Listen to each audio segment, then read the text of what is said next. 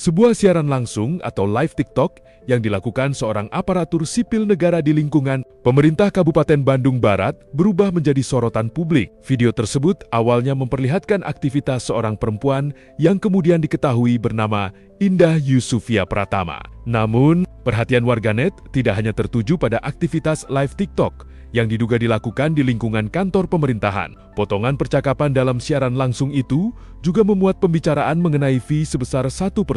Pernyataan tersebut kemudian memunculkan dugaan liar di media sosial bahwa pembicaraan berkaitan dengan pengurusan proyek pemerintahan.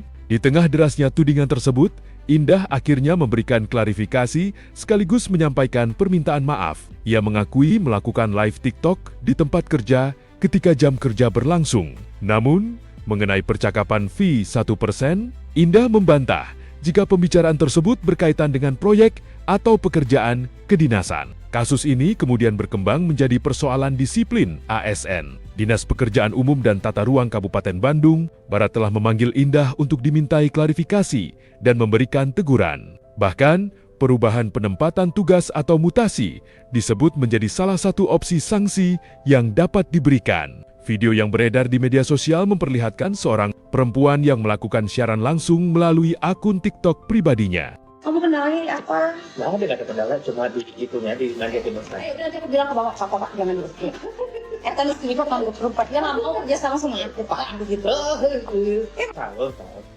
Ma kamu kendalanya di apa? Aku bantu. Ini mah. Gak usah kan apa biar nggak mau bagi-bagi. Ya kan, nggak Kenapa? Aku bantuin, aneh nggak mau. retribusinya dah gede banget ini, jadi nggak bisa. Kenapa? Karena emang luas tangannya.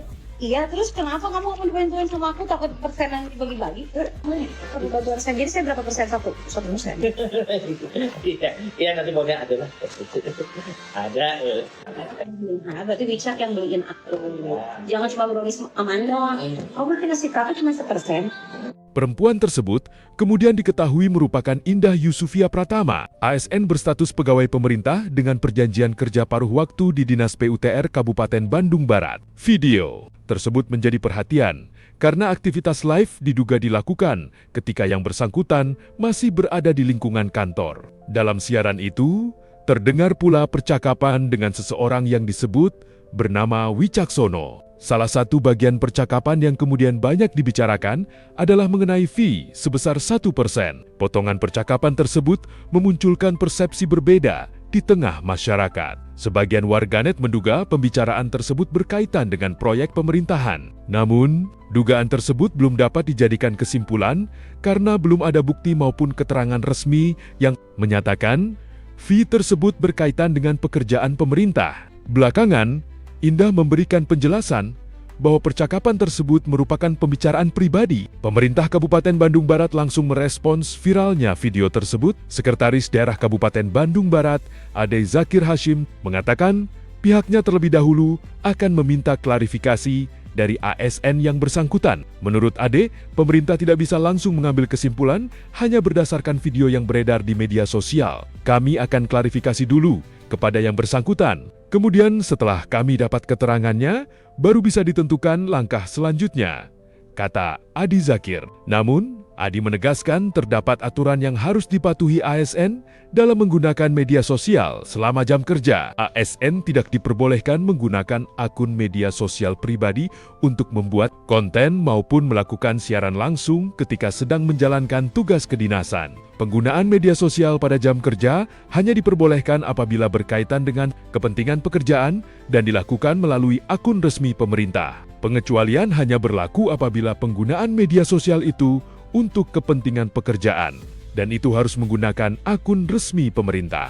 Jadi ditegaskan lagi, kalau menggunakan akun pribadi di jam kerja, jelas dilarang, tegas Ade. Pernyataan tersebut membuat persoalan live TikTok tidak lagi sekadar menjadi polemik di media sosial, tetapi masuk ke ranah disiplin aparatur pemerintah. Pelaksana tugas Kepala Dinas PUTR Kabupaten Bandung Barat, Fauzan Azima, kemudian membenarkan bahwa Indah telah dipanggil untuk menjalani klarifikasi. Menurut Fauzan, Indah mengakui dirinya melakukan live melalui media sosial. Namun, Dalam klarifikasinya, Indah menyebut aktivitas tersebut dilakukan setelah jam kerja berakhir, meskipun dilakukan di lokasi kantor. Meski masih dilakukan evaluasi, Dinas PUTR telah memberikan teguran kepada Indah. Fauzan juga menyebut perubahan penempatan tugas atau mutasi dapat menjadi salah satu opsi sanksi apabila hasil evaluasi menunjukkan adanya pelanggaran yang lebih serius. Menurut Fauzan, evaluasi dilakukan secara menyeluruh untuk melihat tindakan yang dilakukan Indah serta dampaknya terhadap organisasi. Setelah video tersebut semakin ramai, Indah akhirnya buka suara. Indah menyampaikan permintaan maaf kepada publik dan jajaran pemerintah daerah. Dalam video tersebut, Indah memperkenalkan dirinya sebagai ASN PPPK Paruh Waktu Dinas PUTR Kabupaten Bandung Barat. Indah kemudian mengakui bahwa dirinya memang melakukan live TikTok di tempat kerja ketika jam kerja berlangsung. Ia juga mengakui sebelumnya memberikan keterangan yang keliru kepada pimpinan saat dimintai klarifikasi. Saat itu, ia menyebut aktivitas live dilakukan setelah jam kerja selesai. Pengakuan tersebut menjadi titik penting dalam polemik karena persoalan penggunaan media sosial pribadi saat jam kerja akhirnya diakui sendiri oleh yang bersangkutan. Bagian lain yang tidak kalah ramai adalah percakapan mengenai fee 1%. Potongan percakapan tersebut menimbulkan dugaan di media sosial bahwa ada pembicaraan mengenai pembagian keuntungan dari proyek.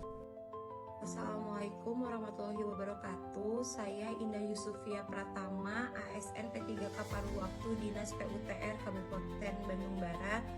Izinkan saya menyampaikan permohonan maaf atas video yang sudah beredar di media sosial beberapa waktu ini.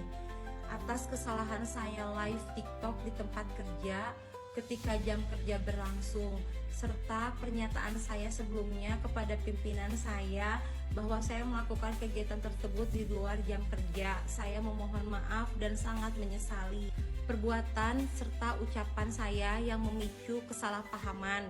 Terkait perbincangan yang saya lakukan bersama rekan saya Wicaksono, adapun obrolan pada waktu itu tentang fee 1%, yang dimaksud adalah candaan antara teman untuk mencarikan notaris untuk urusan tanah dan tidak ada kaitan tentang pekerjaan yang berhubungan dengan dinas atau pemerintahan.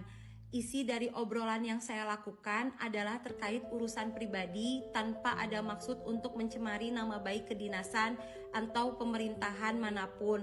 Atas semua kejadian ini, saya memohon maaf sebesar-besarnya kepada Bapak Gubernur Jawa Barat, Bapak Bupati Bandung Barat, Bapak Wakil Bupati Bandung Barat, Bapak Sekdap Bandung Barat, Bapak PLT Kepala Dinas PUTR beserta jajarannya, serta seluruh masyarakat yang sudah melihat video tersebut.